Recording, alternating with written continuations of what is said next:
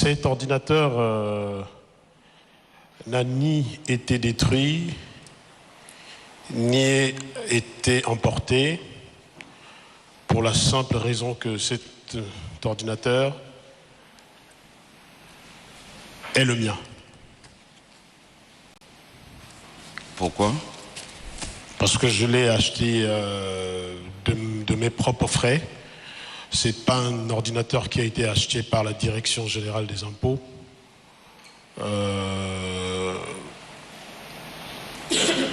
C'est aussi simple que ça.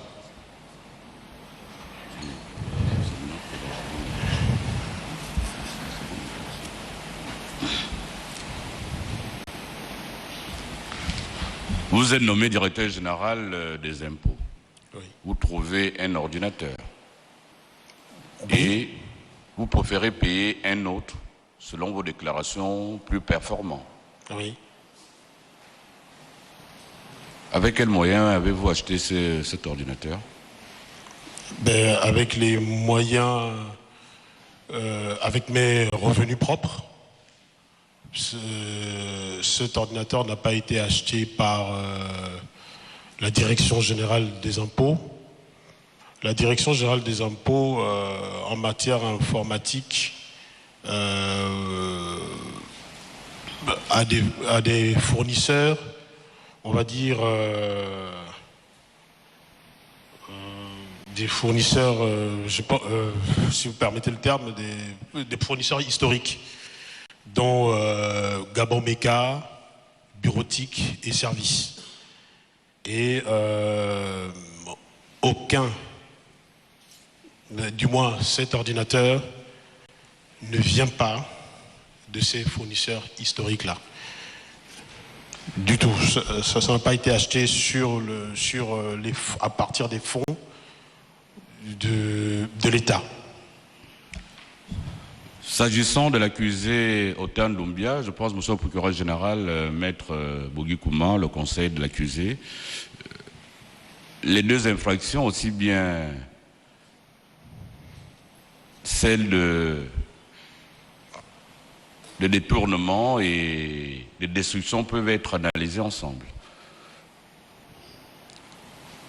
La destruction, pourquoi vous avez détruit la base des données contenues dans cet ordinateur?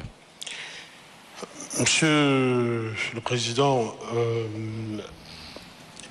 il ne peut pas y avoir de destruction de base de données parce que la capacité de stockage d'un tel ordinateur ne permet pas de stocker la base de données d'un mastodonte comme la Direction générale des impôts.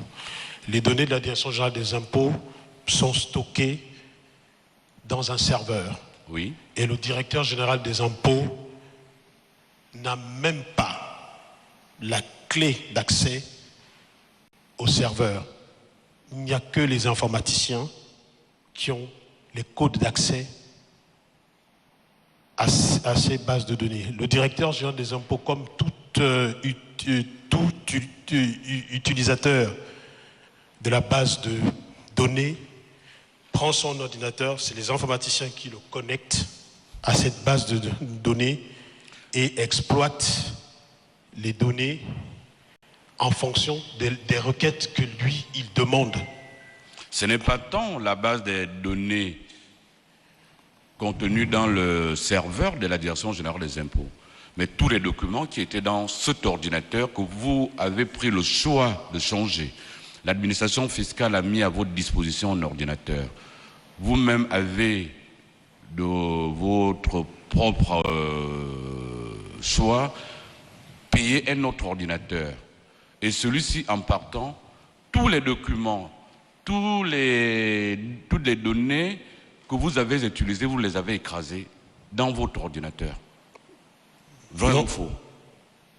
Non, monsieur le Président. Je n'ai pas écrasé une quelconque donnée. Dans mon ordinateur, j'avais mes tableaux de bord. Oui. J'avais mes tableaux de gestion. Voilà. Ces tableaux de gestion, ce n'est pas une conception de la Direction générale des impôts. C'est pour qui? Vous les faisiez à titre privé, personnel? C'est par rapport à mon organisation du travail que je mets en place. Oui. Ce sont les documents officiels. Non, ce sont les données qui sont à la Direction générale des impôts. Les documents, comme les notes et autres, sont à la Direction générale des impôts. Il y a un archivage du service courrier, tous les documents, je dis bien tous les documents signés de ma main sont à la Direction générale des impôts. Si ça se perd dans un service, vous les retrouvez systématiquement, parce que j'y tenais, vous les retrouvez systématiquement au service accueil et archives. Je dis bien tous les documents. Y compris les redressements fiscaux effectués en faveur d'Assala et du Gabon Télécom? Tous ces documents y sont. Je dis bien tous les documents y sont. Les redressements fiscaux, Monsieur le Président, si vous me permettez, le directeur général des impôts n'est pas acteur direct dans un contrôle fiscal. Il supervise les contrôles fiscaux. Les acteurs d'un contrôle fiscal, ce sont les vérificateurs. Donc, tout ce qu'on me demande ici, que ce soit Assala ou Gabon Télécom, je vous donne les noms des vérificateurs qui ont participé aux audits fiscaux, je vous en prie, de ces sociétés. Ils ont ces documents. Et les services de gestion ont également ces documents, parce que la mise en recouvrement ne se fait pas à la Direction générale des impôts, la mise en recouvrement se fait dans les services opérationnels. Donc, pour ces deux sociétés, à la direction des grandes entreprises. Vous voulez dire à la Cour que la convention conclue avec Assala et Gabon Télécom, cette base de données se trouve dans le serveur de la Direction générale des impôts. On peut retrouver ces documents dans la base de données de la Direction générale des impôts? De ces deux entités, la seule... Est-ce que ces données sont contenues dans la base de données de la Direction générale des impôts? Ces documents deviendront une donnée si ils sont archivés. Je ne sais pas au stade actuel. Une telle transaction, normalement, doit figurer dans la base de données de la Direction générale des impôts. Le protocole d'accord, oui. Assala, Direction générale des impôts, et à la direction des grandes entreprises. À la base? Il est dans le dossier physique. Il est dans le dossier physique. Pourquoi vous ne l'avez pas mis dans la base de données informatique? Parce que nous n'avons pas encore mis en place, nous n'avons pas les moyens, ça peut paraître drôle à la Cour, nous n'avons pas encore les moyens de mettre en place nos procédures d'archivage pour éviter la manipulation, pour faire de l'économie de papier. On est dans le... Dites-nous, qu'est-ce qu'on peut retrouver dans la base des données de la Direction générale des impôts? Quel genre d'informations on peut y trouver? Dans la base de données de la Direction générale des impôts, il faut qu'on distingue la donnée papier, c'est-à-dire le dossier physique, tout contribuable qui est formellement répertorié par la Direction générale des impôts a un dossier physique. à un dossier physique. Et dans tout le dossier physique de chaque contribuable, vous avez, j'ai envie de dire, toute l'histoire d'un contribuable. La transaction comme celle que vous avez conclue avec Assala ne doit pas figurer dans cette base de données? Elle est à l'intérieur et je pense... Comment vous pensez? Elle y est ou pas? Non, j'affirme. Oui. J'affirme que ces éléments se sont retrouvés entre les mains de la Direction générale des services spéciaux et de la DGR par le truchement. Ce sont les agents des impôts qui ont envoyé ça. Ce n'est pas M. Otaï qui de lui-même... Ce n'est pas dans cela. Nous parlons de la base des données informatiques de la Direction générale des impôts. Est-ce que ces données y figurent? Je vous disais... Vous étiez directeur général des impôts et je pense bien avant votre interpellation, la convention avait déjà été signée depuis quelque temps. Donc, oui, avant... Donc, ces données, on peut les retrouver? Ces données sont à la... Monsieur le Président, permettez-moi de m'expliquer un peu plus. Hein? Non, puisque nous avons, vous allez vous expliquer. Le vendredi qui a suivi la décision du Conseil des ministres, j'ai demandé au service informatique de brancher l'ordinateur de l'administration en prenant le soin de désactiver les données pour ne plus avoir accès au serveur des impôts depuis mon ordinateur. Exactement. Parce que si les informaticiens ne faisaient pas ces actes-là, quand on vous connecte à une base de données, il y a des codes informatiques qui sont intégrés à votre machine. Si vous êtes mal intentionné, même si vous avez quitté vos fonctions, pour peu que vous soyez dans un des bâtiments de la Direction générale des impôts, vous vous connectez. Vous n'êtes pas seulement obligé de vous connecter en étant dans votre ancien bureau qui n'est plus le vôtre. Donc même au service d'accueil du centre des impôts d'Akanda, puisque c'est là-bas où je réside, c'est pourquoi je pense cet exemple, je peux arriver au service d'accueil, je prends une fiche RJ45 qui me permet de me connecter à la base de données. Et à partir de là, je peux faire n'importe quoi. Et c'est pour cela que l'administration fiscale a mis à votre disposition un ordinateur pour éviter tout cela. Voyez-vous, il y a un ordinateur dans une moindre mesure. Si celui-ci n'avait pas les capacités pour travailler convenablement, je pense que l'administration fiscale n'est pas incapable de vous en trouver un.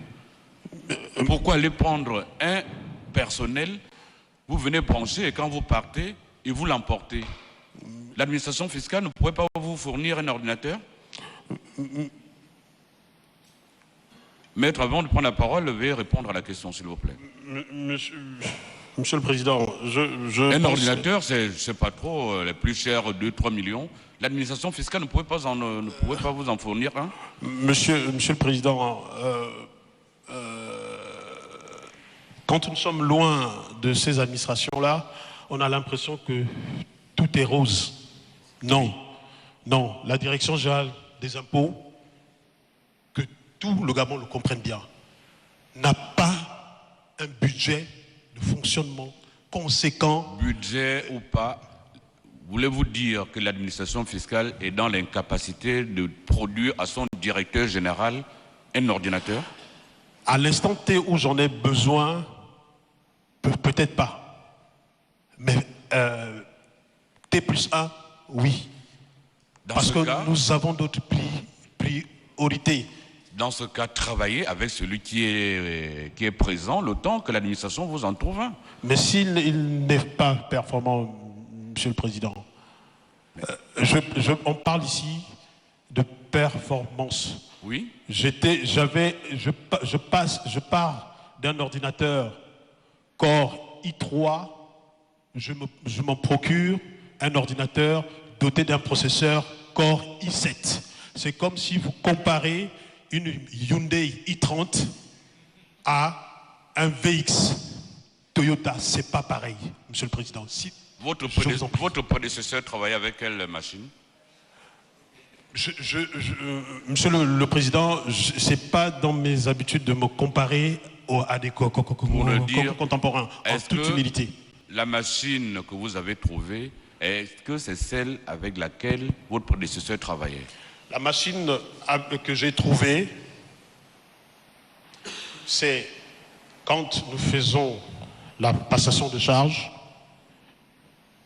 mon prédécesseur, qui a un aîné, me dit, écoute, Gabin, je pars avec l'ordinateur qui était là, payé par les impôts, mais comme en venant j'ai trouvé un ordinateur, j'ai acheté de ma poche un ordinateur identique, c'est celui-là que tu vas utiliser. Oui. C'est aussi simple que ça. Monsieur, j'ai pas envie de citer ce. Avez-vous signalé cette situation à votre hiérarchie? Ça se passe, nos passations de charges se passent devant le secrétaire général du ministère de l'économie. Oui. Et cette question a été abordée en leur présence? Ben oui. Non. Avant la passation de charge, vous vous retrouvez à deux. C'est cela. Nous voyons un peu comment tout cela se passe. Donc vous ne pouvez pas dire que votre hiérarchie était informée de cette situation. Comme un directeur général, vous prenez des fonctions, il vous dit il emporte un bien de l'État, vous acceptez et la hiérarchie n'est pas signalée. Il le remplace. Pardon?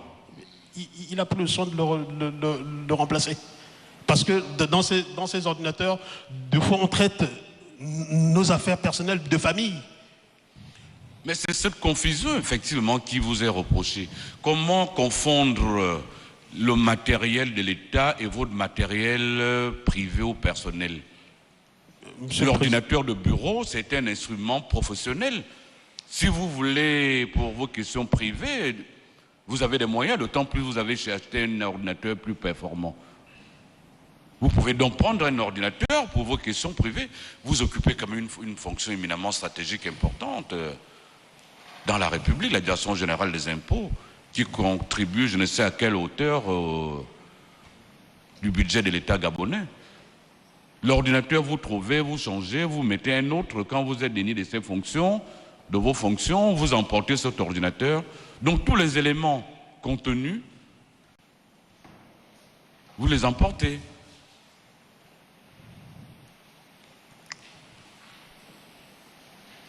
Monsieur Ota. Monsieur le Président, je refute l'affirmation selon laquelle tous les éléments importants ou stratégiques, je les ai emportés, loin de là. Après mon départ de la Direction générale des impôts, je pense que l'opinion n'a pas entendu dire que la Direction générale des impôts a arrêté de fonctionner. Non. Et je réaffirme, je n'ai détruit aucune donnée.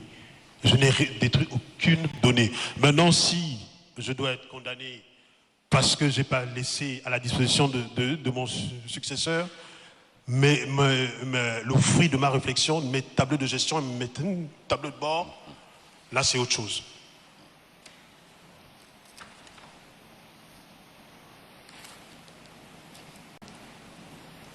Mais Boyi, comment?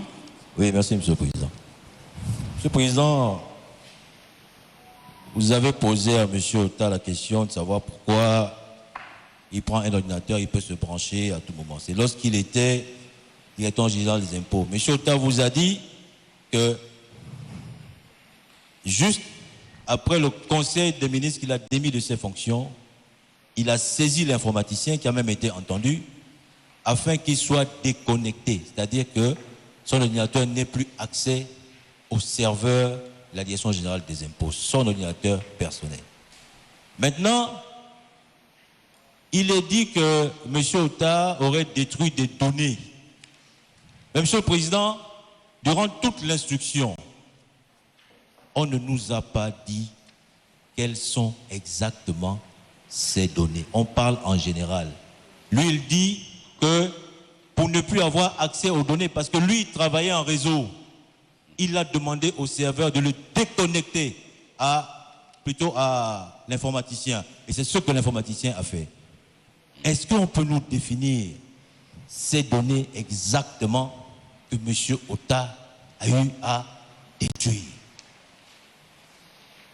Puisque l'accusation est là, M. le Président, et on n'a personne de la Direction générale des impôts qui peut venir étayer ce qui a été dit depuis que M. Ota est en prison, a été arrêté.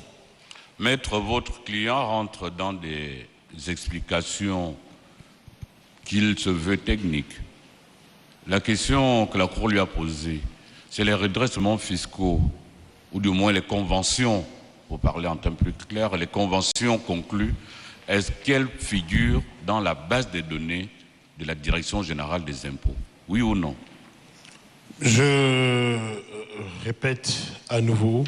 Oui ou non, on peut les retrouver dans la base des données? Vous pouvez les retrouver dans les fichiers de la direction, les fichiers physiques. Donc ça ne figurait pas dans la base des données?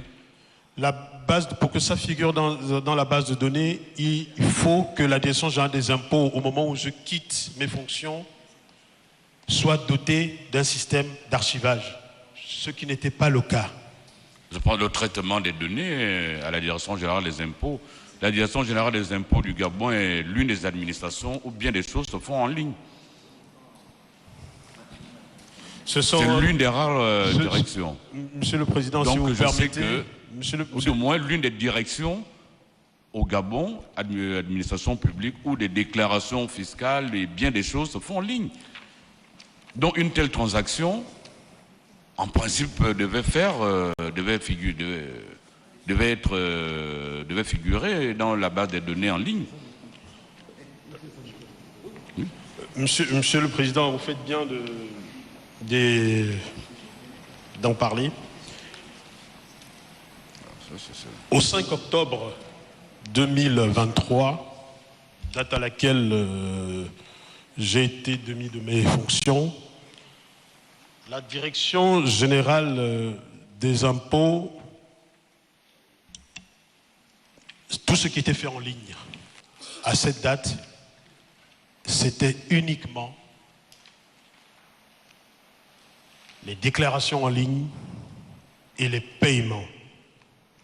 Là, vous me parlez d'un accord transactionnel qui aurait dû être en ligne.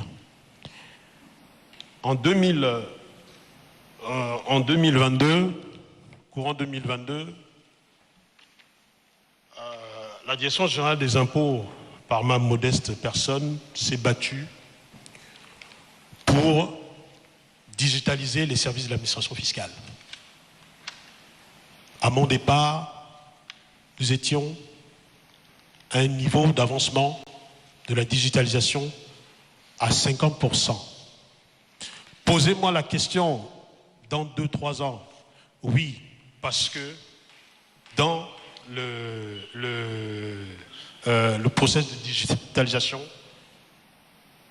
j'ai demandé à ce que tout cela soit maintenant intégré. Monsieur Ota.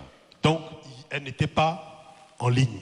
L'accord transactionnel, à cette date, ne pouvait pas être en ligne. Et je ne pense même pas qu'à la date d'aujourd'hui, un tel accord transactionnel peut se retrouver en ligne. Mais je pense que dans 6 mois, 1 an, ça sera possible. Puisqu'on est en train de digitaliser tout azimut. Monsieur Ota, savez-vous pourquoi la justice gabonaise s'intéresse à vous? Honnêtement, vous le savez? Oui, par ce qui m'est reproché. Pardon? Par ce qui m'est reproché. Qu'est-ce qui vous est reproché? Détournement de biens publics, destruction. Ça, c'est le jargon juridique. Qu'est-ce qui vous est reproché normalement? Vous-même, qu'est-ce que vous est reproché? Moi? Oui. En termes juridiques, détournement et l'autre infraction. Vous ne le savez pas. Je ne sais pas, Monsieur le Président. La justice gabonaise s'est intéressée à vous et c'est pour cela, n'ayant pas trouvé des traces de ces documents. Ota Ndumba Gabin déclarait avoir effectué des contrôles fiscaux à Assala sur instruction du nommé Ngoulou Yann Ghislain. lui demandant de ramener sa dette fiscale de 20 ou 23 milliards à 10 milliards. Vous voyez? Il y a un abattement, je ne sais quel terme approprié peut-on employer. Il y a près de 10 milliards pour Assala que vous avez pris l'engagement en violation des dispositions du code des impôts, puisque le procureur général vous l'a rappelé hier, que vous, en tant que directeur général, vous n'étiez pas habilité à conclure une telle transaction. C'est en ce qui concerne Assala. C'est de Gabon Télécom, sur instruction de Mohamed Ali Salou, de la réduire de 26 ou 30 milliards de francs CFA à 6 milliards. C'est pour cela que la justice gabonaise s'intéresse à vous. Et ces documents, vous nous dites qu'ils se trouvent au niveau des archives. Vous avez compris pourquoi la justice gabonaise s'intéresse à vous? Nous sommes là à près de, je ne sais pas trop, 30 ou 40 milliards de votre main vous signez pour accorder aux sociétés. Répondez directement à la question, je vous prie. Si vous permettez, Monsieur le Président, sur le dossier Assala, et tout cela, le ministre de l'économie, aucun document vous autorisant à le signer. Monsieur le Président, si vous permettez, sur le dossier Assala, par rapport à ce que vous avez lu, Monsieur Yann Ghislain Goulou ne m'a pas instruit de faire le contrôle fiscal d'Assala, non. Le contrôle fiscal, la vérification générale de comptabilité d'Assala relève du programme de contrôle fiscaux de la Direction générale des impôts. Monsieur Yann Ghislain Goulou m'a instruit de ramener le montant... Monsieur, nous ne sommes pas là dans le cadre des contrôles fiscaux.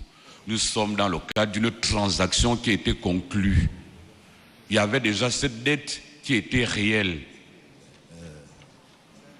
Monsieur le Président. Ces sociétés devaient à l'État gabonais, pour ce qui concerne Assala,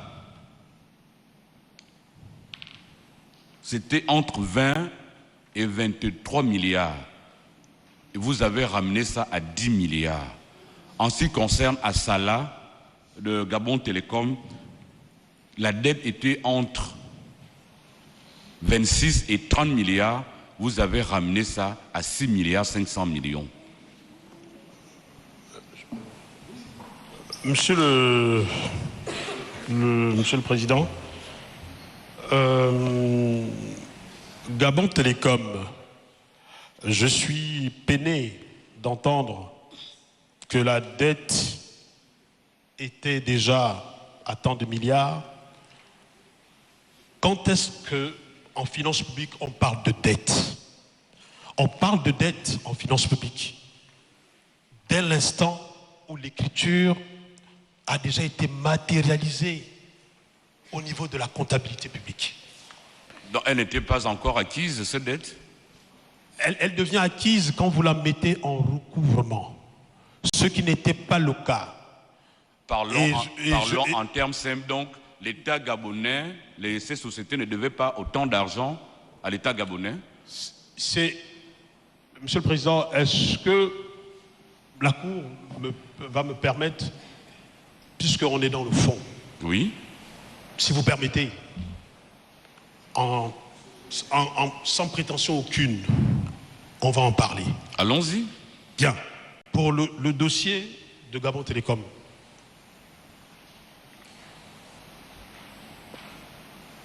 nous avons mon ministre de l'époque et moi, plus le directeur général, mon ancien collègue de la douane, ainsi que un des hauts responsables de GZ Nkok. Nous avons été conviés à une audience chez le directeur de cabinet adjoint du président, à la demande de GZ Nkok, au motif des harcèlements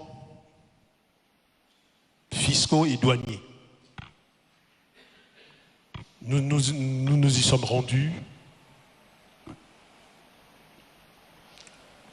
Durant les échanges,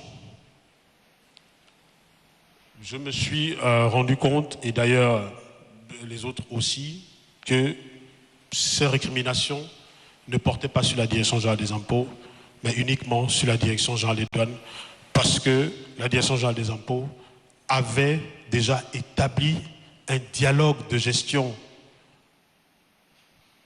régulier avec ces opérateurs qui, moindre problème, moindre document, paf, ils filent à la présidence et aussitôt vous êtes convoqué. Et ça, c'est des comportements à perturber le fonctionnement normal d'une administration. Par anticipation, j'ai mis en place un dialogue de gestion. Ce n'est pas tout le monde qui comprend les termes juridiques et fiscaux. J'ai envoyé mon DLC animer des séminaires pendant toute une semaine à tous les opérateurs de COC.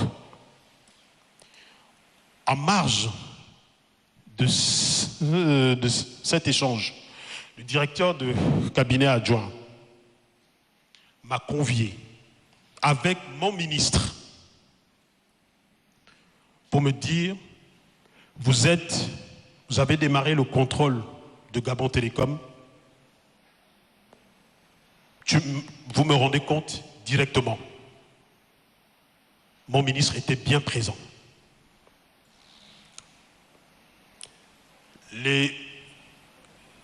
La vérification générale des comptabilités a débuté.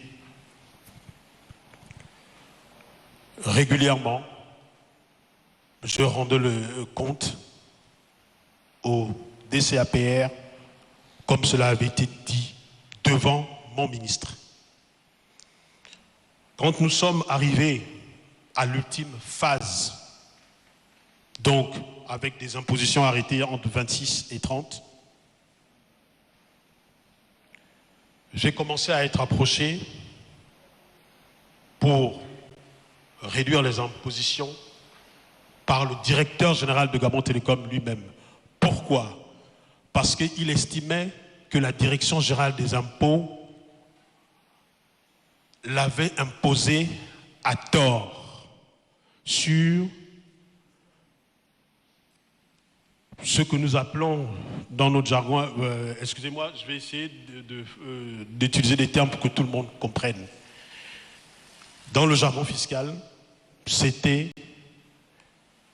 nous avons mis le doigt sur un mécanisme de prix de transfert, c'est-à-dire pour les non-initiés, des méthodes de facturation de biens et services, livraison de biens ou de prestations de services, par lesquels la maison mère qui est domiciliée à l'extérieur du territoire, des mécanismes qu'ils utilisent pour diminuer la base imposable de la fille qui est domiciliée au Gabon. Donc, pour faire simple, une prestation qui devrait normalement coûter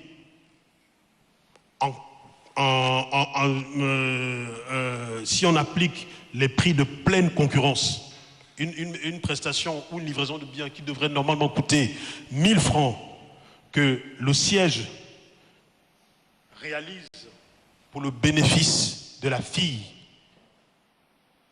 si c'est 1000 francs réellement, la mère, donc la holding, domiciliée à l'étranger, va facturer 10 000 francs. Donc vous voyez que la société, la fille, va voir son résultat comptable s'éroder, et c'est le Gabon qui perd. Tout à fait. C'est le Gabon qui perd. Eux, ils étaient convaincus qu'ils n'étaient pas dans ce schéma. Mes vérificateurs, moi, quand ils m'ont fait le point, j'ai dit si. Et pourquoi j'ai tenu mon mordicus? Parce que, comme on dit chez nous, les contrôles fiscaux se suivent mais ne se ressemblent pas. Aujourd'hui, la même information, vous la cernez autrement, votre collègue à votre gauche va la cerner autrement. Et maintenant, c'est dépendamment de la sagacité des uns comme de l'un comme de l'autre que vous allez faire fléchir le contribuable. Et c'est sur ce contrôle-là, c'est ce qui avait été fait. Les impositions étaient élevées. Je vous invite à regarder avant ce contrôle tous les contrôles que Gabon Télécom a eu à subir. C'était pas ça. Donc, nous sommes un État souverain. Nous sommes une direction générale. On a quand même des intelligences. Mais voir un Marocain qui veut venir contredire nos analyses alors que nous sommes assis sur quelque chose de sérieux et d'important, même si il faut fléchir sa position, mais moi, je voulais d'abord qu'il accepte que Méga avait fait du bon boulot. Parce que c'est des dossiers que moi-même je connais très bien. Donc, monsieur Zouer, pour le citer, a commencé à faire du boucan dans tout Libreville. Monsieur le Président, être directeur général des impôts, c'est une grosse paire de manches. Vous avez des pressions de partout. J'ai reçu des coups de fil de partout. Mais je m'en suis tenu aux instructions qui m'avaient été données en présence de mon ministre par le DCAPR. Je reçois un appel par la suite du DCAPR me disant, puisque je lui avais déjà fait le point, me disant, vous ramenez les impositions à 6 milliards 800, 6 milliards 680 ou 6 milliards... Oui, de 26 oui, milliards ou 30, voilà, à 6 milliards. À 6 milliards. Je lui ai dit, DCA, c'est trop bas. Il m'a dit, tu fais ce que je te dis, le FGIS rentre dans la danse. Voici les réponses. C'est quoi le FGIS? Le FGIS, c'est le Fonds gabonais d'investissement stratégique. Oui. Qui est... à la Baie des Rois, la présidente. Oui, et il faut que le commun des Gabonais ici sache c'est quoi le FGIS. J'ai vu, vous avez convoqué à la barre lundi Monsieur Bozek, conseil juridique et fiscal. Vous avez parlé des sociétés de capitaux. Je peux me tromper, hein, et il doit y avoir des gens qui maîtrisent ces histoires-là mieux que moi. Le FGIS est un fonds. Et un fonds, bon, c'est une société de capitaux. Donc, ils prennent des participations dans ce qu'ils estiment. Monsieur Otandumba, je pense que le peuple gabonais a suffisamment compris. Donc, ce que l'État gabonais attendait de ces sociétés était, en ce qui concerne Assala, sa dette fiscale s'élevait entre 20 et 23 milliards et elle était rabaissée à 10 milliards. Pour Gabon Télécom, elle vacillait entre 26 et 30 milliards pour être ramenée à 6 milliards 500 millions. Oui, c'est ça. C'est pour cela que l'on comprenne, on s'est intéressé à vous. Votre ordinateur, la base des données, ce n'est pas tant cela. C'est pas tant cela. C'est parce que, comme vous l'avez dit, malgré ce que vous faisiez, les services spéciaux voyaient tout ce que vous étiez en train d'organiser. Et immédiatement après votre départ, vous avez débranché votre ordinateur, vous n'étiez plus connecté. Or, pour la surveillance, la sécurité de notre pays, ils estiment que cet ordinateur appartient à l'État gabonais. Vous n'aviez pas à débrancher cet ordinateur. Si, je ne sais pas, vous êtes resté à ce poste pendant combien de temps? Je suis resté en fonction pendant 3 ans. 3 ans. Donc en trois années, vous n'avez plus trouvé l'utilité de demander à votre hiérarchie ou du moins votre direction générale. Vous nous parlez des procédures de décaissement très difficiles. La direction générale des impôts n'a pas un budget suffisant vous permettant d'acquérir un ordinateur. En 3 ans, vous n'y avez jamais pensé. Vous avez travaillé avec votre ordinateur plus performant et quand vous avez été déni de ces fonctions, vous avez débranché et des transactions dont il est question dans ce dossier ne figurent pas dans la base de données, de la direction fiscale. Vous venez nous déclarer ici qu'il serait aux archives à la direction générale des impôts.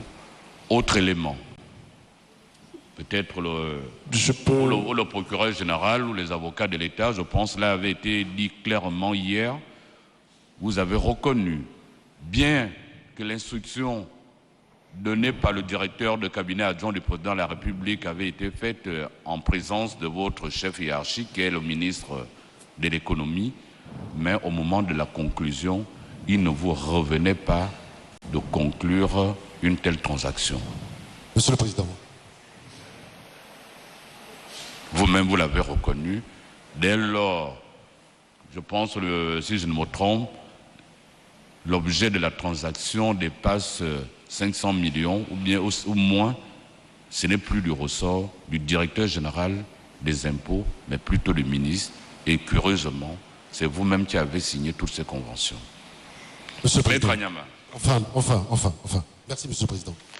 Monsieur le Président, je ne comprends pas très bien où vous voulez en venir. On part de l'association de malfaiteurs, on arrive à la destruction, au détournement de biens. Il faut peut-être qu'à un moment donné... 3 infractions, nous pouvons les analyser... Donc j'ai bien compris et je vous remercie que les 2 autres infractions, destruction et détournement de biens, ça n'a pas d'importance. Je vous remercie, j'ai bien compris. Oui.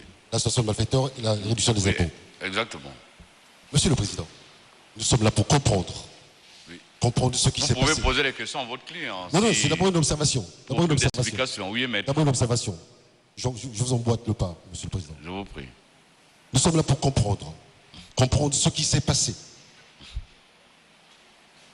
Pourquoi un DG des impôts abaisse les montants des impôts à tel niveau. Monsieur Outa, essayez-vous d'expliquer le contexte. Comment cela s'est passé. Vous laissez entendre, Monsieur le Président, que s'il a détruit, qu'il aurait détruit des données informatiques, que si la convention ne figure pas dans les données informatiques, c'est parce qu'il le savait et que c'était illégal. Monsieur le Président, peut-être que vous le savez, est-ce que seulement on sait ce qu'il y a dans les données informatiques qu'il vous dit là? Qu'est-ce qu'il y a dans les données informatiques qui sont gérées par l'ANEF? Oui, dans ce serveur. C'est l'ANEF. Qu'est-ce qu'il y a dedans? Qu'est-ce qu'il y a des données des impôts dans ce système-là? Qu'est-ce qu'on trouve là-bas? Est-ce qu'on trouve toutes les conventions de l'État au niveau des impôts dans ces bases de données? Non. Il vous a dit que là-dedans, on trouve que l'historique des contribuables, donc des entreprises ou de vous et moi. Il n'y a aucune donnée, aucune convention qu'on ne trouve dans ces bases de données-là. Et il n'a pas les programmes pour l'introduire dedans. Il n'a pas ces programmes-là. Il ne pourra pas l'introduire. Vous lui demandez, mais est-ce que si on va dans les données, on va les trouver? Mais vous n'allez pas les trouver, parce qu'ils n'ont pas les données pour les introduire. Ils n'ont pas encore un système d'archivage. Vous pouvez les trouver? Il est parti des impôts, ça fait 2 ans. Ça devait rester dans l'ordinateur de l'administration fiscale. Mais c'est pas dans l'ordinateur, c'est pas signé dans l'ordinateur. En 3 ans, l'administration aurait pu lui en procurer un. Non, Monsieur le Président, c'est pas dans son ordinateur qu'on trouve cette convention, oui, cette transaction. Oui. Elle est signée sur papier au service compétent, la direction compétente qui est celle des grandes entreprises. Est-ce qu'on est seulement allé demander si cette convention existait? S'il a détruit dans l'ordinateur, elle est bien sur papier. S'il a détruit dans l'ordinateur, cette convention est sur papier. Oui. Est-ce que seulement on est allé à la direction générale des impôts des grandes entreprises de le demander? Est-ce qu'on est seulement allé à Salah pour demander cette convention? Non. Alors on ne peut pas dire qu'il a détruit. Oui. Donc, Si les choses étaient faites convenablement, on ne serait pas arrivé là. L'administration fiscale gabonaise est-elle incapable de fournir à son directeur général un ordinateur performant? Il fallait leur poser la question, Monsieur le Président. J'ai des questions à poser à mon client. Pardon? J'avais des questions à poser, mais le PG... Maître Retenot voulait prendre la parole depuis un moment, maître.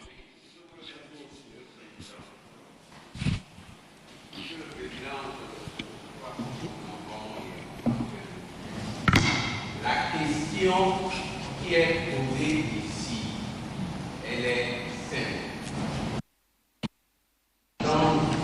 Retenu pour le représentant. Ce montant est pour Assala de plus de 20 milliards, Gabon Télécom plus de 20 milliards. Premièrement, est-ce que, à la suite de ce redressement, le directeur général des impôts a le pouvoir de signer une transaction amenant à la réduction du montant du redressement fiscal? Ça, c'est la première question. Le procureur général, hier, vous a démontré qu'il n'en avait pas le pouvoir. Au-delà de 500 millions, c'est le ministre de l'économie qui signe. C'est lui qui décide et qui signe. Là, c'est M. Ota. Et M. Ota savait parfaitement qu'il n'avait pas le droit de signer une convention, une transaction, tout ce que vous voulez, au-dessus de 500 millions. Mais il l'a fait pourquoi? Parce qu'il savait ce qu'il y avait derrière. Il savait ce qu'il y avait derrière. Et Monsieur le Président, et c'est là où on arrive à la destruction de données. Monsieur Ota, il parle de son ordinateur privé qui avait des données fiscales, notamment des éléments aussi de cette transaction. Monsieur Ota a supprimé ces données. Il n'a pas supprimé toutes les données qui étaient dans l'ordinateur, il a supprimé toutes les données qui concernaient justement toutes ces procédures-là. C'est pourquoi il est poursuivi ici. Et j'ai entendu hier son conseil nous dire qu'il a fait gagner de l'argent à l'État en faisant cette transaction. Ce qui est faux. Faux pourquoi?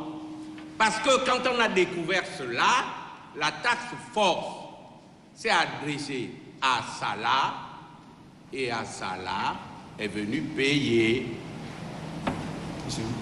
Donc, en réalité, M. Ota a fait perdre de l'argent à l'État.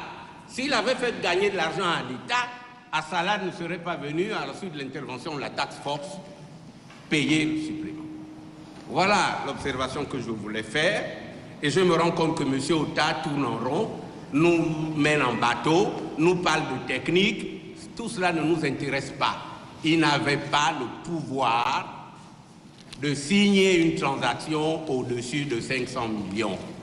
Il n'avait pas le droit de faire disparaître des données relatives à cette transaction pour cacher cette turpitude. Voilà. Merci, Maître Guikouma. Vous avez la parole, Maître. Merci, Monsieur le Président. Demandé depuis un moment. Monsieur le Président, vous voyez que je suis contraint de revenir sur ce que je vous ai dit tout à l'heure. Vous entendez ce qu'on dit en face? On parle d'un dossier dans lequel il y aurait la task force, les Assala, et tout. Task force? Je vous ai dit, Monsieur le Président, que ce dossier, depuis hier, je ne l'ai pas. Et voilà que nous entrons dans le vif du sujet. Nous n'arrivons même pas à savoir comment on va défendre notre client, parce que ce matin, on m'a remis 3 feuilles. 3. Un procès verbal de confrontation avec Yann Goulou, il a été entendu hier. Ça s'est passé devant tout le monde. Je n'en ai pas besoin. Un procès verbal récapitulatif, qu'est-ce qu'on dit dedans? À telle date, vous êtes arrivé, vous avez dit oui, c'est bon, oui, il a signé. Ça ne m'intéresse pas. Et Monsieur le Président, un seul interrogatoire au fond. Je vous ai dit que cette procédure, ce monsieur, nous l'avons assisté à l'instruction. Ce n'est pas normal qu'au jour de l'audience, les conseils de M. Otta n'ont pas le dossier. Et hier, lorsqu'on a clôturé, lorsque vous avez suspendu votre audience, je vous ai fait la remarque. J'ai dit, Monsieur le Président, pour que les échanges se fassent dans la sérénité, j'ai besoin de l'entier dossier. Les avocats de M. Otta ont besoin de l'entier dossier. Ce matin, on me remet 3 photocopies. Est-ce que c'est normal? Bon, maintenant, vous allez le juger comment? Ce n'est pas équitable. Qu'est-ce qu'on fait? Monsieur le Président. Moi, je veux savoir. Qu'est-ce qu'on fait? Observation. D'accord, monsieur le procureur général.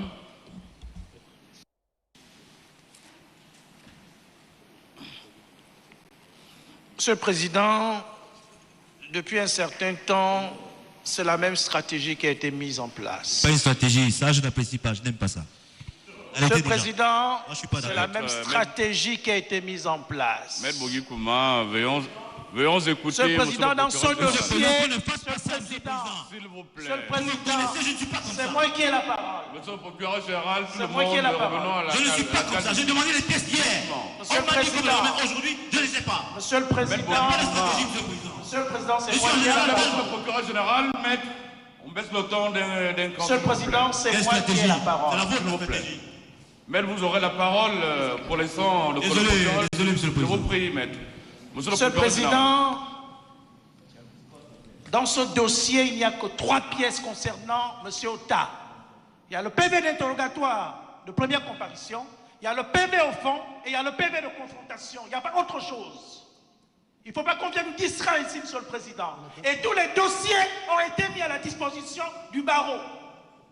Et il revenait à M. Bogi Kouma s'il avait constaté, après avoir épluché le dossier, parce que dans ce dossier, nous avons multiplié en 15 exemplaires, autant d'avocats. Alors si en multipliant les dossiers, Monsieur le Président, il y a une pièce qui par erreur n'a pas été multipliée parce que le dossier comporte plus de 2000 pages, il ne va pas venir dire ici qu'il n'y a pas de procès équitable. Monsieur le Président, depuis hier, nous sommes calmes, nous sommes sereins. Il y a d'abord Maître Meyer qui a commencé à tenir des propos que j'ai trouvés inadmissibles. Il faudrait que nous arrivons à savoir garder raison. Parce qu'à un moment donné, certains propos sont inadmissibles et intolérables. Il s'est excusé hier, Maître Meyer. Voilà. Certains propos sont inadmissibles et intolérables. Il les a retirés du moins. Voilà. Il y a le PV de première comparution, il y a le PV au fond, il y a le PV de confrontation, le PV récap. Il a toutes les pièces. Je voulais dire seulement, Monsieur le Président, si vous permettez, j'avais une observation à faire. Juste un instant, Maître Bogi. Je note que M. Otta Gabin a dit que l'administration des impôts a été incapable de lui payer, de lui trouver un ordinateur performant. Mais en même temps, je note que la même administration des impôts lui a octroyé une somme de plus de 300 millions. Quand on fait des redressements irréguliers, illégaux, quand on fait des transactions parce qu'on a reçu les instructions de M. Yann Goulou qui n'était plus en poste, parce qu'on est allé au-delà des dispositions du Code général des impôts, là il y a de l'argent qui sort, plus de 300 millions. Mais pour payer un simple ordinateur, l'administration des impôts n'a pas d'argent. Je voudrais poser une question à M. Otta de nous dire, après ces transactions, on peut parler de transactions, on peut parler de négociations, quel est le montant réel qui est sorti ou du Trésor ou qui a été payé par Assala ou par le Trésor et qui a été distribué entre les autres membres de la direction générale. En dehors de lui, est-ce qu'il y a d'autres personnes qui ont eu à toucher de l'argent? Merci, Monsieur le Président. Merci, Monsieur le Procureur général. Avant de donner la parole à Maître, vous l'aurez avant la réponse de votre client. Je voudrais attirer l'attention de toutes les parties à ce procès et surtout les ramener à la sérénité. C'est vrai, le procureur général l'avait indiqué à la Cour que le procès fera l'objet de transmission en direct et avec sa hiérarchie, cela avait été admis. Je ne souhaite pas qu'il y ait, comment dire, une image désolante de la justice gabonaise au sortir de ce procès. Parce que malheureusement, ce procès n'est pas suivi uniquement par l'assistante ici présente.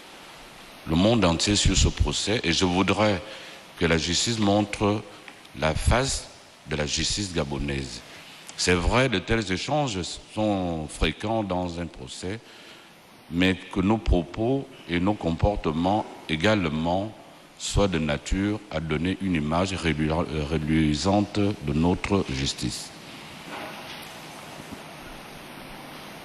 Quant aux pièces, peut-être la Cour va d'abord laisser la parole à Maître pour faire ses observations et la Cour dira un mot à ce propos. Merci, Monsieur le Président. Monsieur le Président, le procureur général nous dit que dans ce dossier, vous l'avez entendu, il n'y avait que 3 pièces. Donc, il n'y a pas eu d'enquête préliminaire? Comment dans un dossier d'un accusé qui a été entendu en enquête préliminaire, qui a été gardé à vue, il a été déféré.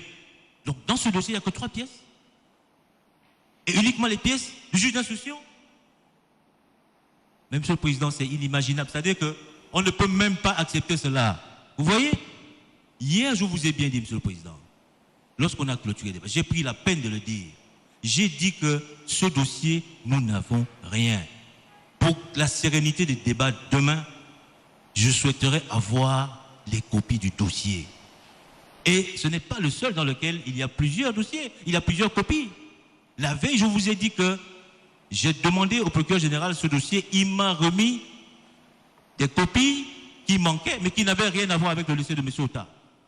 Maintenant, lorsqu'on vous dit, Monsieur le Président, on parle de sérénité, c'est pas parce qu'ils ont diffusé qu'on va tout accepter. Non, Monsieur le Président. Je suis en train de dire que pour qu'il y ait équité, pour que nous puissions défendre notre client tout sachant, on ne peut pas nous dire que dans un dossier qui revient de l'enquête préliminaire, qui arrive chez le juge d'instruction, il n'y a que 3 pièces. Alors que, Monsieur le Président, je vous ai montré hier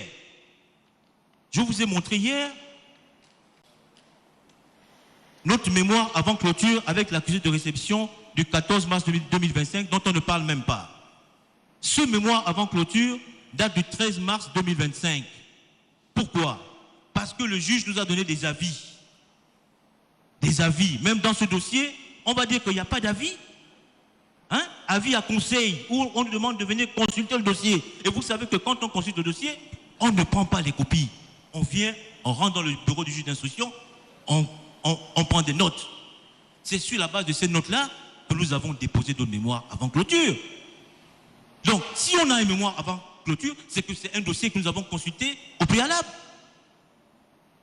On peut dire qu'il n'y a que 3 pièces. C'est inimaginable.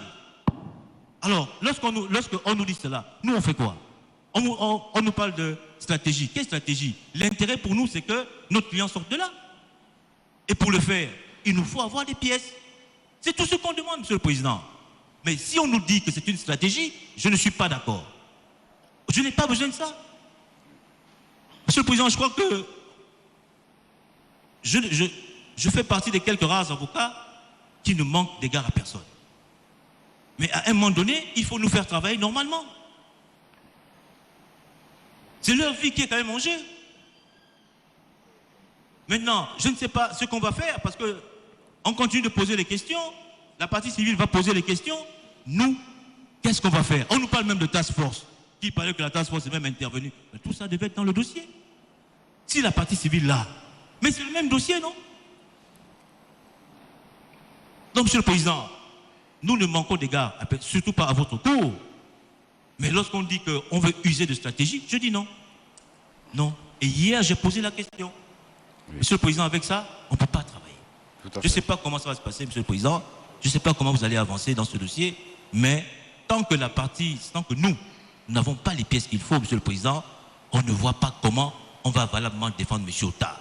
Parce que ce dossier, nous l'avons consulté au cabinet du juge d'instruction. Il n'y avait pas que 3 pièces. Quand on ne nous le dise pas ici, je ne peux pas l'accepter, Monsieur le Président. C'est ce que je n'accepte pas. Merci, Monsieur le Président. Merci, Maître. Monsieur le Président. Monsieur le procureur général.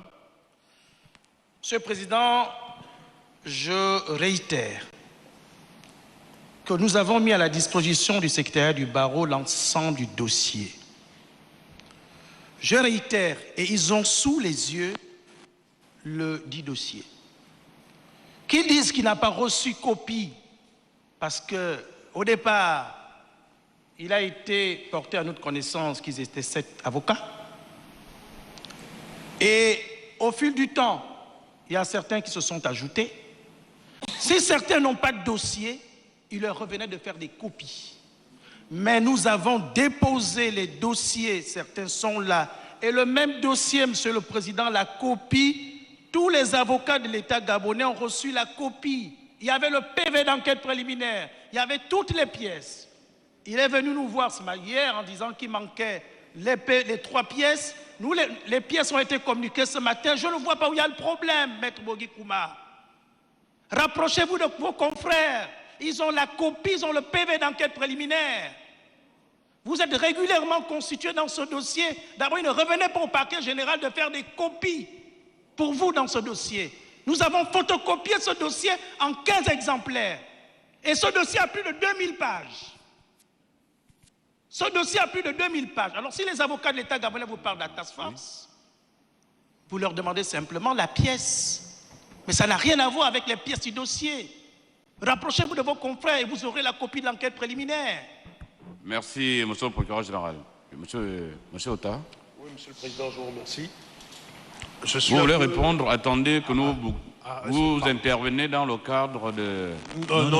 Non, veuillez patienter. Monsieur le Président, vous voyez que le procureur général vous a dit qu'il n'y avait que 3 pièces. Maintenant, il dit qu'il y avait ce que j'ai cité là. J'ai été le premier à aller récupérer toutes les enveloppes que vous voyez là. C'est moi qui suis allé les récupérer au parquet général. J'ai attiré l'attention de monsieur le procureur général pour dire qu'il y a des pièces qui manquent. Il a commencé à faire ses recherches. Il m'a apporté des pièces qui n'avaient rien à voir avec ce que je demandais. Et je ne suis pas le seul à mettre plainte, Monsieur le Président. Je ne suis pas le seul. Je ne parle pas pour les autres confrères, mais je ne suis pas le seul à mettre plainte. Quand tout à l'heure, on vous dit qu'il n'y avait que 3 pièces dans ce dossier, et après, on reprend la parole pour dire qu'il y avait l'enquête préliminaire, il y avait ça, mais finalement, ce dossier existe-t-il ou pas? Monsieur le Président, le problème n'est pas là. Le problème, ce qui est constant, c'est que nous n'avons rien reçu. Ce qui est constant, Monsieur le Président, c'est que vous devez juger M. Otta et que ses avocats ont besoin également d'éléments pour préparer valablement sa défense. C'est ce que nous disons et c'est sur cela que j'ai attiré votre attention hier. Tout simplement. Donc on ne peut pas me demander, moi, maintenant, d'aller demander à des confrères alors que voici les dossiers qui sont là. Ils ont fouillé, ils n'ont rien trouvé, puisque lui-même, il a cherché. Je le lui ai dit hier, il n'a pas trouvé. Donc, avec ces 3 pièces-là, je ne peux pas travailler. Ce n'est pas possible, Monsieur le Président. Merci. Il faut qu'on trouve une solution. Merci, Maître. Je vous en prie, Monsieur le Président. Merci. La Cour trouve inapproprié qu'un tel débat se passe devant elle.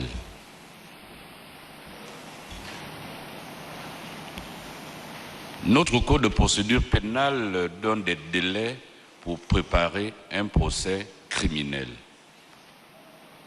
Il y a un délai pour la mise à disposition du dossier à toutes les parties.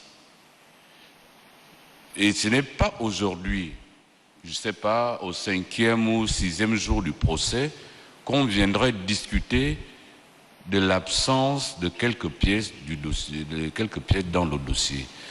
Je pense, si mes souvenirs, si je ne me trompe, l'entier dossier doit être mis à la disposition des parties 15 jours avant l'ouverture du procès. Au 5e jour, devant la cour, on vient réclamer des pièces.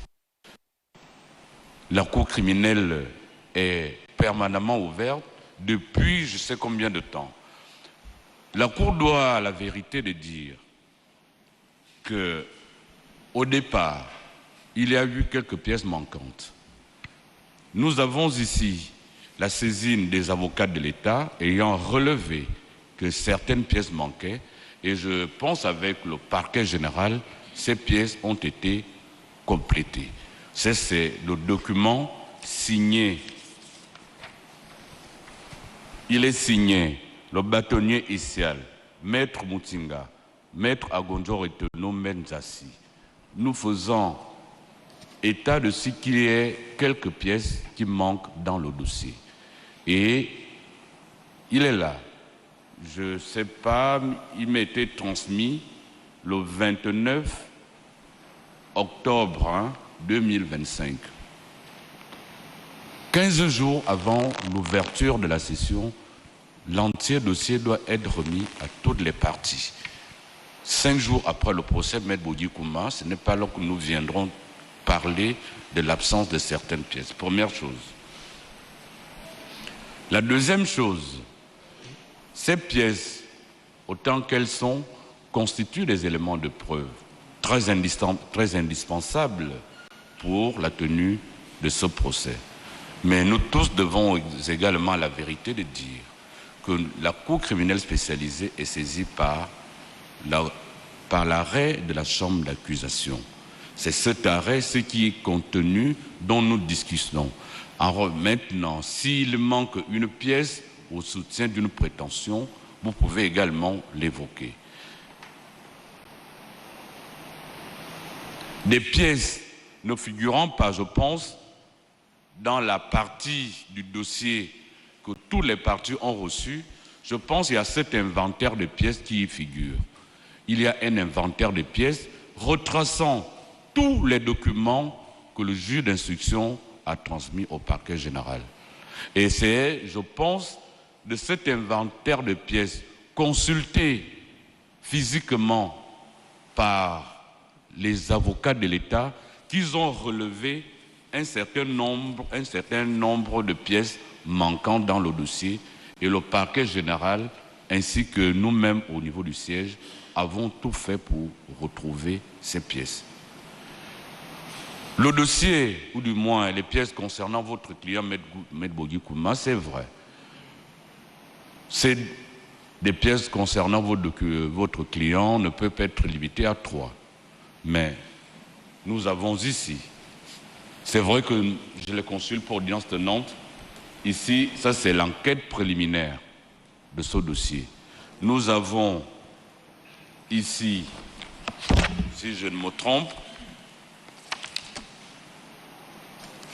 des pièces relatives, certaines pièces de l'instruction, les PV de, comment on appelle, de première comparution et autres, mais ce qui nous intéresse beaucoup plus, c'est des PV au fond que j'examine parce que c'est dans ces PV que sont contenues des déclarations des parties.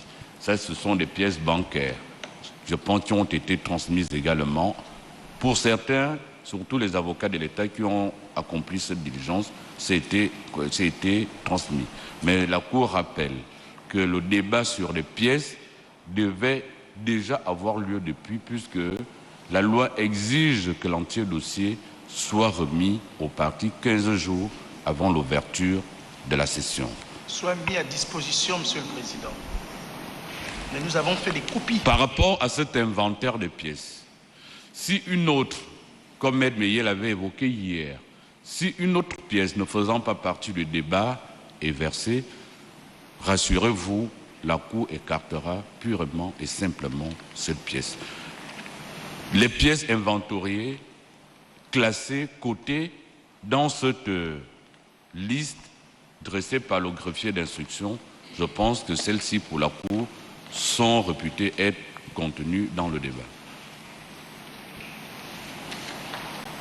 Il faut que nous avancions, maître. Vous voulez encore ajouter quelque chose? Avec votre permission, Monsieur le Président, si le procureur général est arrivé ce matin avec les 3 pièces qu'il m'a remises, c'est parce que je me suis rapproché de lui pour le lui signaler. Oui. Je me suis rapproché de lui. Et c'est pas maintenant que je me rapproche de lui. Je me suis même rapproché, Madame le Premier Président de la Cour d'appel, par rapport à ça. Donc, voici la chemise qu'il m'a remise. C'est pas moi qui écris. Barreau, etc., avocat. Oui. Mais malheureusement, dans cette chemise, il n'y avait aucune pièce relative à l'affaire de M. Ota. Il y avait Kim Un, il y avait Bongo Valentin et sa maman. Voilà ce qu'il y avait là-dedans. D'accord. Voilà pourquoi je le lui ai rappelé hier. Et lorsque nous sommes sortis, il n'y a aucune animosité entre nous, c'est un procès. Nous nous sommes vus dehors, il a dit, je te les remets demain. Donc, aujourd'hui, je suis arrivé, Monsieur le Président. Vous voyez que lorsque vous avez commencé, je suis venu vers vous pour dire, bon, voilà ce que j'ai reçu, je ferai un effort d'avancer avec. Mais lorsqu'en face, on démontre clairement qu'on a un dossier un peu plus complet, à partir de ce moment, Monsieur le Président, nous sommes déroutés. Il y a un inventaire. Mais malgré l'inventaire, vous avez vu, vous avez été saisi, que malgré l'inventaire, la partie civile n'avait pas certaines pièces. Ce qui veut dire qu'il ne s'agit pas uniquement de la partie civile.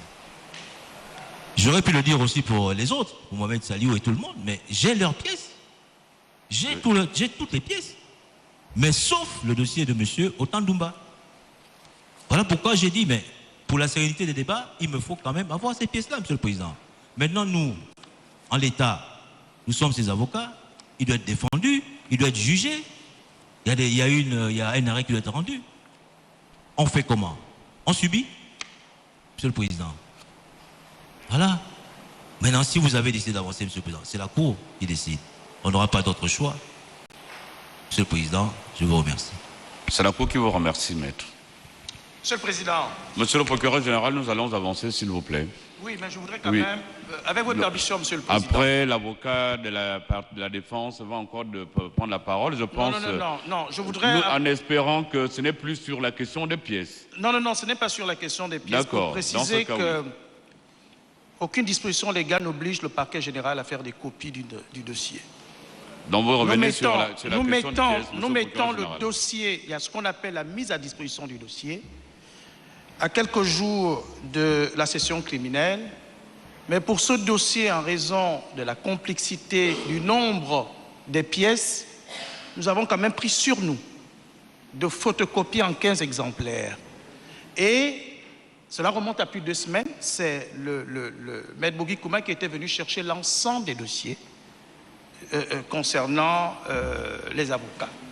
Alors, nous sommes surpris que c'est depuis hier, alors que depuis 2 semaines, il a été en possession de l'ensemble des dossiers, que c'est maintenant, s'il veut défendre son client, qu'il défende avec les armes de droit. La Cour a entendu toutes les parties. Je pense que nous étions sur la question posée par Maître Tenon qui venait de... Oui, ou bien Monsieur Otandumba, oui. Je vous remercie, Monsieur le Président. Je tiens quand même à lever un certain nombre d'équivoques. J'ai entendu un des avocats de l'État dire que, au-delà de ce qui m'est reproché, notamment sur le dossier à Salah, il a fallu que la task force intervienne pour qu'Assala paye. Monsieur le Président, c'est faux. Monsieur Ndoumba, effectivement, par rapport au débat que nous venons débat qui vient d'avoir lieu. La Cour ne dispose pas d'éléments concernant cette opération. Avançons, la Cour n'en tient pas compte. Et si vous le permettez, je vais rebondir par rapport à la dernière question du procureur général, à savoir, puisqu'on veut faire passer M. Ota pour un boulimique et un égoïste, la modeste personne que vous avez en face de vous n'est peut-être pas un des Gabonais les plus intelligents, mais c'est quelqu'un qui a une très bonne mémoire. Vous avez demandé les ayants droit, je vais vous les citer, avec les montants. Avant de répondre à cette question précise, monsieur Ota, effectivement, des documents versés au dossier ressortent que de ces deux opérations, la transaction avec Assala et avec Gabon Télécom, vous avez perçu pour la première opération 400 millions et pour la deuxième 300 millions. Si vous pouvez donc donner des explications à la Cour par rapport à ces sommes qui ont été avancées. Voilà. Puisque hier, monsieur le procureur général a parlé, il nous a brandi le décret 429 fixant la clé de répartition des primes. Alors, monsieur le Président, je pense, sauf erreur ou omission de ma part, la disposition qui encadre cette clé de répartition, je ne l'ai malheureusement pas sous les yeux, mais je pense que c'est à partir de l'article 12. Et pour ce type de dossier, les bénéficiaires, il y a une fraction qui est enlevée. Il faut que le commun des Gabonais ici comprenne que ces intéressements ne portent pas sur les droits, mais sur les pénalités. Les 400 millions, les 400 millions, les 400 millions, les 400 millions, ce n'était pas 400 millions, c'est 350 millions à Sala. Oui, également... 400 millions, c'était le dossier Perenco qui n'est pas là. Donc, oui, je mets ça de côté. Il y a eu également un redressement fiscal ou une convention, une transaction conclue avec Perenco. Oui, elle était à 22 milliards. On a arrêté à 20 milliards. Sans déduction de remboursement de crédit, oui, TVA. Voilà. Oui. Donc, sur Assala, M. Otandoumba Gabin a reçu, au titre des intéressements, comme le prévoit la loi, du moins le texte, 350 millions. M. Pascal Ogowe Sifon, chef de mission sur le dossier Assala, a perçu 250 millions. M. Essingon Joseph Lapensé, vérificateur, 150 millions. Monsieur Pamelo Mba Akouré, vérificateur, 150 millions. Monsieur Gisela Otsobi, vérificateur, 100 millions. Monsieur Ndoum, son nom m'échappe, il a également reçu 150 millions. Permettez-moi, monsieur, je compte au bout des doigts. Je vous prie, allez-y, monsieur Ota. Monsieur Ota, Sifon... Vous pouvez reprendre pour que l'on sache comment cela se passait. Ça fait 6 personnes. Oui. Il y avait qui d'autre comme vérificateur? Il y avait Paul Abesolo, numéro 2, vérificateur, 150 millions. Monsieur Constant Mungungu, vérificateur, 150 millions.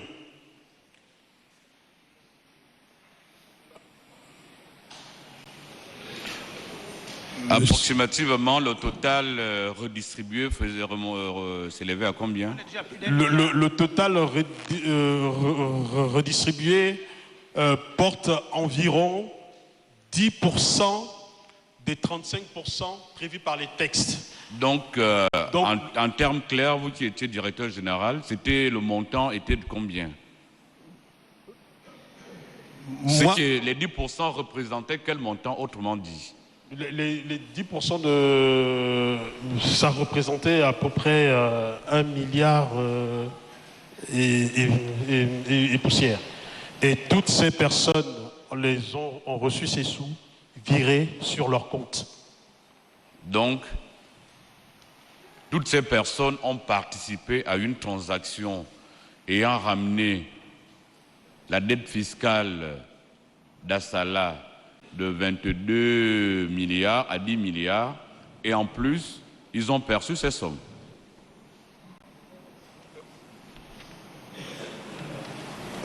C'est cela, Monsieur Ota? Oui. C'est cela. Je suis en train de calculer où est mon téléphone là. Maître Nyama, allez-y. Vous avez répondu?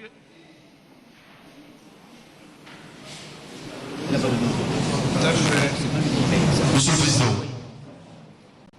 Oui, maître. Pouvez-vous demander à l'accusé? Pardon? Pouvez-vous demander à l'accusé? Oui. Est-ce que ce reversement de 10% est prévu par les textes? Il a déjà dit, c'est les 10% qui leur reviennent, c'est cela, non? Oui. C'est encadré par le décret 429. Oui. Vous avez le décret, Monsieur le Président? Pardon? Vous avez le décret? Vous l'avez le décret? Notez. Est-ce que vous avez ce décret? Je vérifierai, nous comptons. Je peux vous donner la référence? Oui. Si vous l'avez, veuillez nous le présenter, maître. Vous l'avez? Oui. Bon, le PG là. Merci. Il y a le 428, il y a le 429. J'ai les deux décrets. Donc, mais maître, vous voyez ce qui générait dans ce dossier. Votre client déclare que cette transaction, il n'était pas habilité à la conclure. Monsieur le Président. Donc, s'il vous plaît, nous partons dans d'un acte illégal. Et dont les redistributions là, je pense que conséquemment sont illégales. Non, maître, vous avez la Monsieur parole. le Président, vous faites une observation, je ne vous réponds pas. Vous ne me donnez plus la parole. Oui. Monsieur Maître Retenon. Oui, Monsieur le Président. Les accusés sont parfois... Bon, ils se défendent comme ils peuvent. Monsieur le Président, il ne faut pas qu'on nous raconte tout et n'importe quoi. Il y a une différence entre le redressement fiscal qui est fait. Sur ce redressement, il y a des pénalités. Il y a ce que le contribuable doit et il y a toutes les pénalités. Sur ces pénalités, c'est sur ces pénalités que ceux qui ont participé, les vérificateurs et autres, ont un pourcentage dès l'instant où le contribuable paye. Ça n'a rien à voir avec la transaction. Cela ne veut pas dire que les vérificateurs ont participé à cette transaction. C'est dès lors qu'ils ont travaillé, ils ont trouvé le montant. Il y a des pénalités, la loi prévoit que sur ces pénalités, ils ont un pourcentage.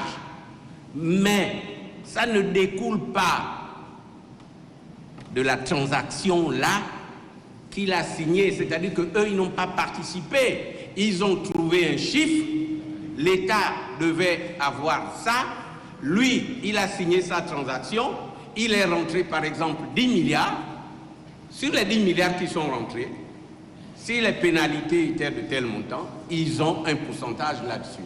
Donc là, M. Ota essaie de nous faire croire que tous tous les agents des impôts là qu'il a cités ont participé à cette transaction. Ce n'est pas tout à fait cela. Il y a deux choses différentes. Il y a cette transaction qui est illégale. Il y a un redressement qui a été fait dans les normes par des vérificateurs qui sont arrivés à un montant. Il y a un paiement qui a été fait au bout par la société.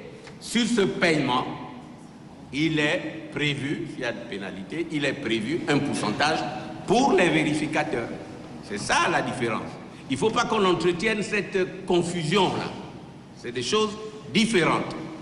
Donc il ne faut pas qu'on jette les gens comme ça en pâture parce qu'il veut se dédouaner, il veut faire croire que tous les autres ont participé à cette turpitude. Merci. Monsieur le Président, j'ai la parole. Vous me l'avez retiré. Je n'ai pas terminé. Monsieur le Président, je n'ai pas terminé. Je n'ai pas terminé. Monsieur le Président, s'il vous plaît. Reprenez la parole, maître. Il ne jette en pâture personne. La question lui a été posée de donner des noms. Il a donné des noms. Nous n'en disconvenons et c'est même... Quand la partie civile dit qu'il a jeté en pâture des noms, il n'a jeté en pâture personne. Absolument, absolument. Pour la Cour, ce n'est pas le cas. Très bien. Par ailleurs, Monsieur le Président, il n'a jamais dit le contraire. Il n'a jamais dit que ce n'est pas sur les primes. Ce n'est pas sur les pénalités, comme l'a dit mon excellence son frère, sur les pénalités qu'ils ont été payés. Oui. Il a dit, c'est sur les pénalités. Mais on veut plutôt entretenir que l'acte qu'il a posé de rabaisser les impôts lui a permis de bénéficier de quelque chose. Oui. Ce qui n'est pas prouvé. C'est cela. Merci. Donc, Monsieur Ota, vous avez compris que dans un pays normalement, convenablement organisé, toutes ces transactions, quand elles se passent, vous pouvez en être sûr que c'était au vu, au su de tous. De certains. Et c'est pour ça. De milliards, des raisons à coût de centaines de millions.